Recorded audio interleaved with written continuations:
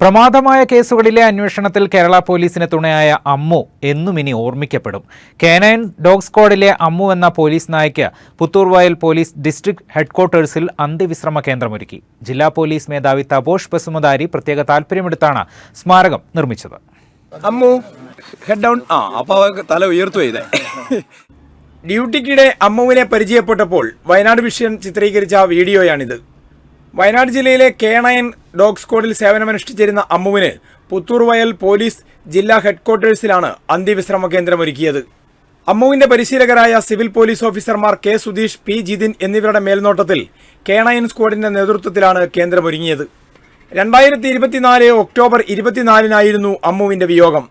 9 വയസ്സായിരുന്നു. സംസ്കാര ചടങ്ങിൽ അന്തിമോപചാരം അർപ്പിച്ച ശേഷം വയനാട് ജില്ലാ പോലീസ് മേധാവി തപോഷ് ബസുമതാരി IPS നൽകിയ നിർദ്ദേശപ്രകാരമാണ് സ്മാരകം ഒരുക്കിയത്. ഈ കഴിഞ്ഞ 24/10/2024 അമ്മു മരണപ്പെടുന്നത്. 9 വയസ്സായിരുന്നു.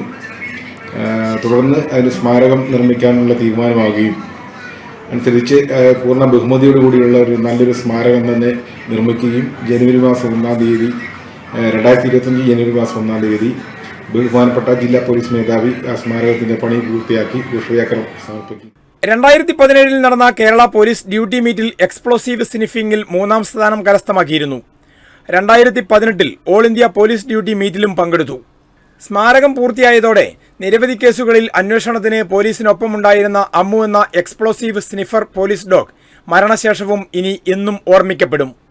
CV Shibu, Wayanad vision, Kalpetta. കൂടുതൽ വാർത്തകൾക്കും വിശേഷങ്ങൾക്കുമായി Wayanad vision Facebook page follow ചെയ്യുക. യൂട്യൂബ് ചാനൽ സബ്സ്ക്രൈബ് ചെയ്യുക.